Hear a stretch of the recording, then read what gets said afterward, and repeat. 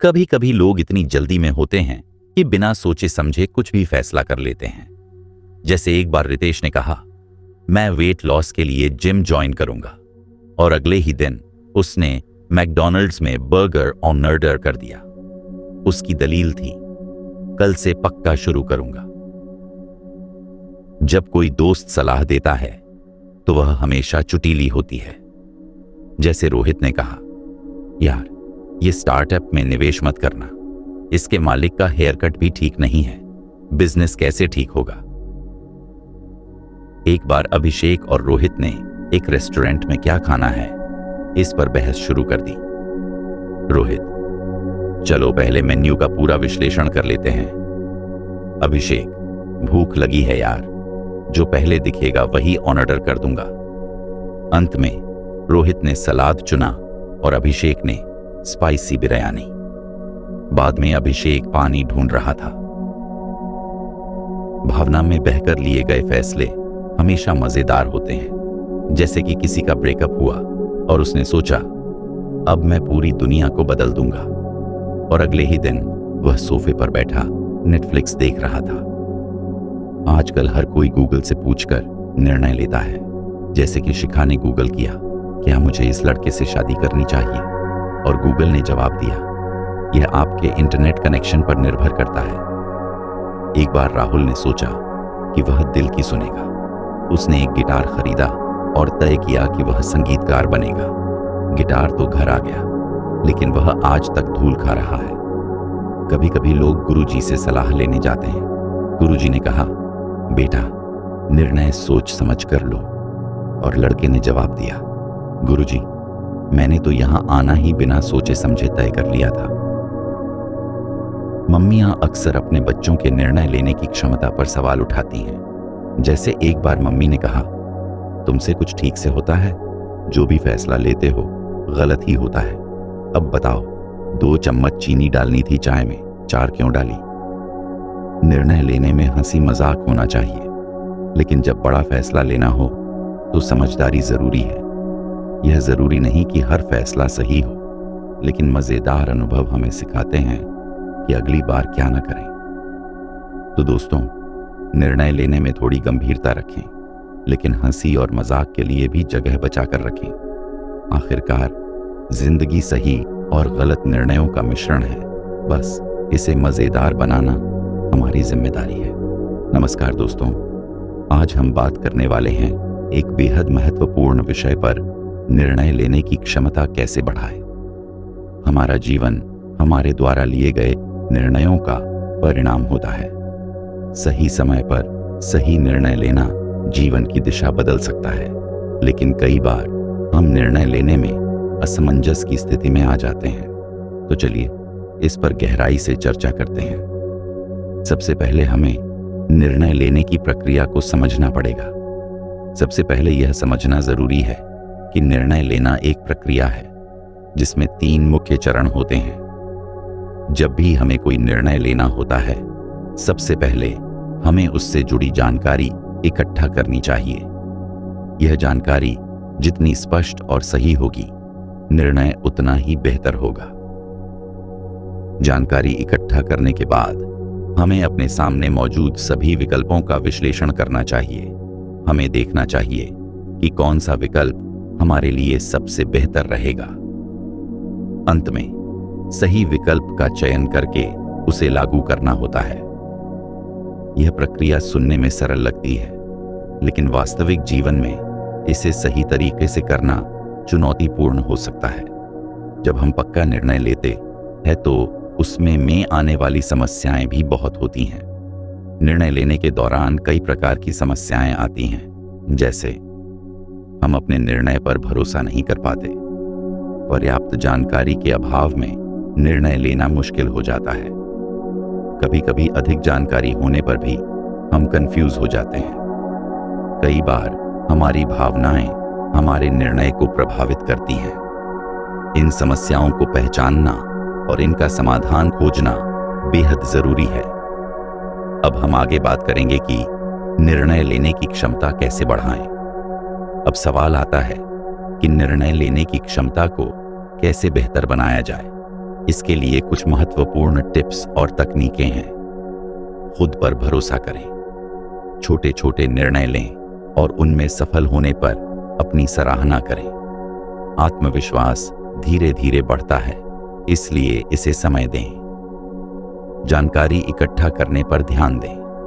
किसी भी निर्णय से पहले उससे जुड़ी जानकारी पर रिसर्च करें। प्रामाणिक स्रोतों से जानकारी लें। सही जानकारी होने पर आपका निर्णय अधिक प्रभावी होगा। प्राथमिकताएं तय करें। यह तय करें कि कौन सा निर्णय आपके लिए सबसे महत्वपूर्ण है। प्राथमिकता के आधार पर निर्णय लें। भावनाओं पर नियंत्रण रखें। भावनाएं निर्णय को प्रभावित कर सकती हैं, लेकिन उनसे पूरी तरह बचा नहीं जा सकता। कोशिश करें कि भावनाएं तटस्थ रहें। अपने दिमाग को प्रशिक्षित करें। मस्तिष्क को सही निर्णय लेने के लिए तैयार करना जरूरी है। ध्यान और मेडिटेशन का अभ्यास करें। तार्किक और रचनात्मक सोच को बढ़ावा दें। विकल्पों की समीक्षा करें। अपने विकल्पों का विस्तार से विश्लेषण करें। उनके फायदे और नुकसान पर विचार करें। छोटे निर्णयों से शुरुआत करें। बड़े निर्णयों से पहले छोटे छोटे निर्णय लेकर अभ्यास करें। इससे आपके निर्णय लेने की क्षमता धीरे धीरे विकसित होगी। असफलता से सीखें। यदि आप गलत निर्णय लेते हैं तो उससे घबराएं नहीं। गलतियों से सीखना आपको और बेहतर बनाता है। निर्णय लेने के लिए उपयोगी तकनीकें। अपने निर्णय के सभी पहलुओं का विश्लेषण करें। स्ट्रेंथ्स, वीकनेसेस, अपॉर्चुनिटीज और थ्रेट्स को ध्यान में रखें। 80-20 नियम को अपनाएं। यह तकनीक कहती है कि 80% परिणाम केवल 20% प्रयासों से आते हैं। इस नियम का पालन करके अपनी प्राथमिकताओं पर ध्यान दें। किसी भी विकल्प के फायदे और नुकसान की सूची बनाएं। इससे आपको सही विकल्प चुनने में मदद मिलेगी। यह सोचें कि यदि आप यह निर्णय लेते हैं तो उसका परिणाम क्या हो सकता है। इससे आप संभावित समस्याओं के लिए तैयार रहेंगे। निर्णय लेने की क्षमता को बेहतर बनाने के लिए प्रेरणा लेना भी जरूरी है। यहां कुछ उदाहरण दिए गए हैं। महात्मा गांधी का निर्णय। जब गांधी जी ने अहिंसा का मार्ग चुना तो यह उनका सबसे बड़ा और प्रभावी निर्णय था। उनका यह निर्णय आज भी प्रेरणा देता है। स्टीव जॉब्स का दृष्टिकोण। स्टीव जॉब्स ने एप्पल कंपनी की नींव रखी और कई बार कठिन निर्णय लिए। उनका आत्मविश्वास और दूरदृष्टि उन्हें महान बनाती है। निर्णय लेने की क्षमता बढ़ाने के लिए नियमित अभ्यास जरूरी है। हर दिन एक निर्णय लें, चाहे वह कितना ही छोटा क्यों न हो। अपने निर्णय का मूल्यांकन करें। आत्मनिरीक्षण करें कि आपने कहां सुधार कर सकते थे।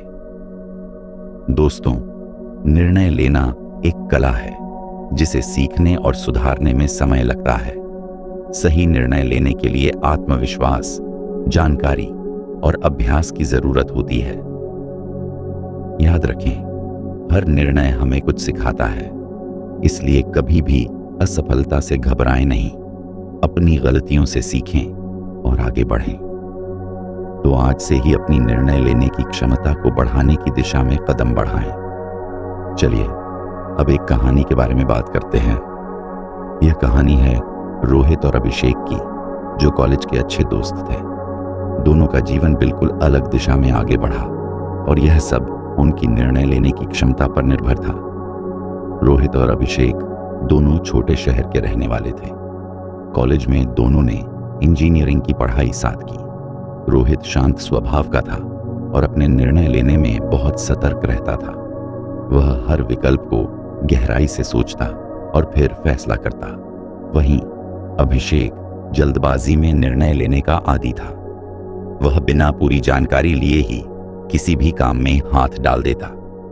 कॉलेज की पढ़ाई पूरी होने के बाद दोनों को यह तय करना था कि वे क्या करेंगे। रोहित ने तय किया कि वह पहले अपनी क्षमताओं का आकलन करेगा। उसने अपने कौशल और रुचियों का विश्लेषण किया। उसने सोचा, मुझे क्या पसंद है और किस क्षेत्र में मैं अच्छा प्रदर्शन कर सकता हूं। इसके बाद उसने डेटा साइंस में करियर बनाने का निर्णय लिया। उसने इसके लिए एक प्रमाणित कोर्स किया, क्योंकि उसे इस क्षेत्र की बढ़ती संभावनाओं का पता था। दूसरी ओर अभिषेक ने सोचा कि किसी भी क्षेत्र में करियर बनाना आसान होगा। बिना रिसर्च किए उसने एक सामान्य नौकरी ज्वाइन कर ली। उसने न तो अपने कौशल का आकलन किया और न ही यह सोचा कि उसे उस काम में रुचि है या नहीं। कुछ वर्षों बाद दोनों के जीवन में बड़ा अंतर आ चुका था। रोहित ने जिस क्षेत्र को चुना था उसमें उसने मेहनत और योजनाबद्ध तरीके से काम किया। उसकी डेटा साइंस की पढ़ाई ने उसे नई नौकरी के अवसर दिए। धीरे धीरे उसने अपने करियर में तरक्की की। उसका निर्णय लेने का तरीका उसकी सफलता का मुख्य कारण बना। अभिषेक की स्थिति ठीक इसके विपरीत थी। बिना सोचे समझे लिया गया निर्णय उसे परेशान करने लगा। जिस नौकरी को उसने चुना था उसमें उसे रुचि नहीं थी।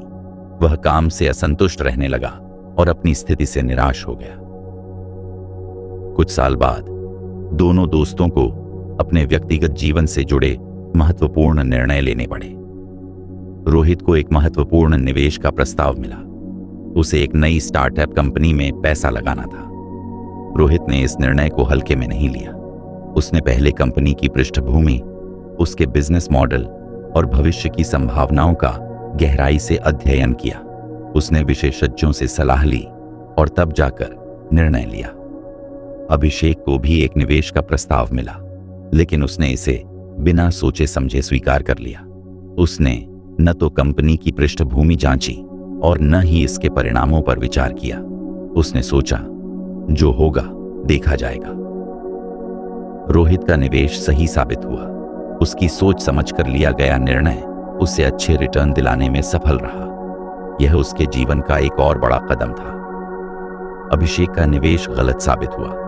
उसने जल्दबाजी में फैसला लिया था और कंपनी ने कुछ महीनों बाद घाटा दिखाया। यह निर्णय उसकी आर्थिक स्थिति पर बुरा असर डाल गया। कुछ समय बाद अभिषेक ने महसूस किया कि उसकी असफलताओं का मुख्य कारण उसकी जल्दबाजी में लिया गया निर्णय था। उसने रोहित से इस बारे में बात की। अभिषेक, रोहित, तुम हमेशा सही निर्णय कैसे लेते हो? मैं हर बार असफल क्यों हो जाता हूं? रोहित, निर्णय लेना एक कला है। अभिषेक, मैं कभी भी बिना सोचे समझे निर्णय नहीं लेता। मैं हर पहलू का विश्लेषण करता हूं और फिर फैसला करता हूं। अभिषेक, लेकिन मुझे लगता है कि मेरे पास समय नहीं होता। मैं हमेशा जल्दी में रहता हूं। रोहित, यही समस्या है। निर्णय लेने में जल्दबाजी करना नुकसानदायक हो सकता है। अगर तुम्हें समय नहीं मिलता तो छोटे छोटे कदम लो। पहले पूरी जानकारी इकट्ठा करो, फिर फायदे और नुकसान को समझो। रोहित की सलाह मानकर अभिषेक ने अपने जीवन में बदलाव लाना शुरू किया। उसने छोटे छोटे निर्णयों पर ध्यान देना शुरू किया। वह किसी भी निर्णय से पहले उससे जुड़ी जानकारी इकट्ठा करने लगा। उसने विशेषज्ञों से सलाह लेना शुरू किया। उसने अपने फैसले पर आत्मनिरीक्षण करना शुरू किया। धीरे धीरे उसकी निर्णय लेने की क्षमता में सुधार हुआ। दोस्तों, यह कहानी हमें सिखाती है कि सही निर्णय लेने की क्षमता कैसे हमारे जीवन को सकारात्मक दिशा में ले जा सकती है। रोहित की सफलता का कारण था उसकी सोच समझकर निर्णय लेने की आदत। अभिषेक की असफलता का कारण था उसकी जल्दबाजी और लापरवाही। लेकिन यह भी सच है कि हम अपनी गलतियों से सीख सकते हैं। अभिषेक ने अपनी असफलताओं से सीखकर खुद को बदल लिया। याद रखें, निर्णय लेना कोई आसान काम नहीं है। यह एक प्रक्रिया है जिसे सही तरीके से अपनाने पर हम अपने जीवन को बेहतर बना सकते हैं। तो आप कौन बनना चाहेंगे, रोहित या अभिषेक? फैसला आपका है। धन्यवाद।